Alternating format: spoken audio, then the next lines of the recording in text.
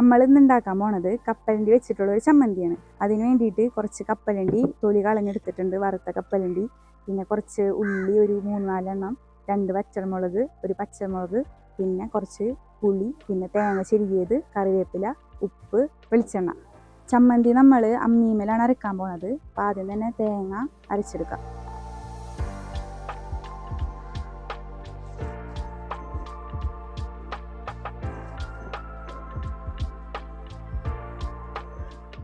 അടുത്ത് നമുക്ക് ഉള്ളി വെച്ച് കൊടുക്കാം.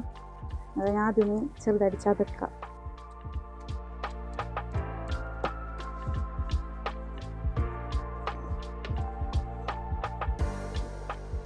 അടുത്ത് നമുക്ക് വറ്റൽമുളക് ചേർക്കാം.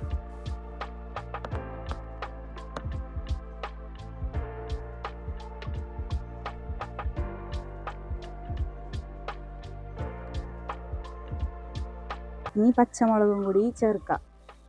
അത് നന്നായിട്ടൊന്ന് ചതച്ചിട്ട് അരക്കാം.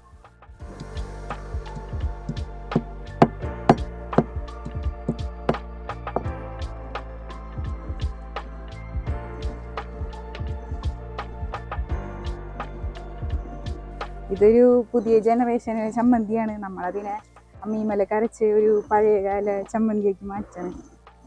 അടുത്തതായിട്ട് നമുക്ക് പുളിയും വേപ്പിലയും ഒരുമിച്ച് ചേർക്കാം.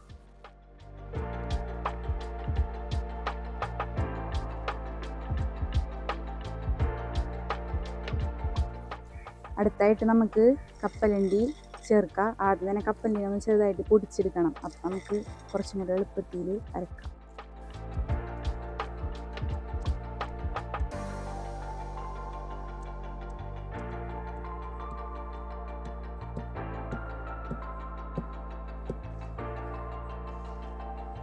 കപ്പലണ്ടിയും തേങ്ങയും നന്നായിട്ട് മിക്സ് ആവണം.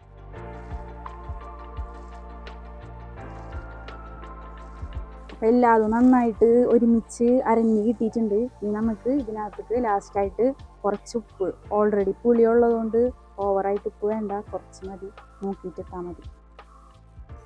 ഇതൊക്കെ ഒന്ന് വടിച്ച് മൊത്തത്തിൽ സെറ്റ് ചെയ്യാം. ലാസ്റ്റായിട്ട് നമുക്ക് വെളിച്ചെണ്ണയും കൂടി ഒഴിച്ചു കൊടുക്കുക. കുറച്ച് മതി, വെളിച്ചെണ്ണയും കൂടി ഒഴിക്കുമ്പോഴാണ് അതിൻ്റെ ആ ഒരു ടേസ്റ്റ് കറക്റ്റായിട്ട് വരാം.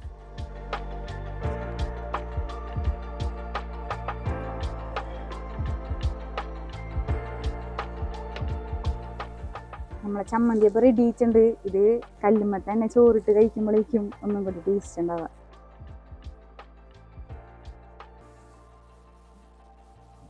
ഇനി നമുക്കിതിനെ ഒരു ഉണ്ടാക്കിയെടുക്കാം, ഒരു ഭംഗിക്ക്. നമ്മുടെ കപ്പലണ്ടി ചമ്മന്തി അങ്ങനെ റെഡി ആയിട്ടുണ്ട്. നമുക്കിതൊരു ബൗളിലേക്ക് മാറ്റാം. ഇനി വേണമെങ്കിൽ ഇത് കഞ്ഞിയുടെ കൂടെ, ചോറിൻ്റെ കൂടെ, എന്തിൻ്റെ വേണമെങ്കിലും സൂപ്പർ കോമ്പിനേഷൻ ആയിരിക്കും. പ്രോട്ടീൻ റിച്ചാണ്, കപ്പലണ്ടി ഉള്ളതുകൊണ്ട് പ്രോട്ടീൻ റിച്ചാണ്.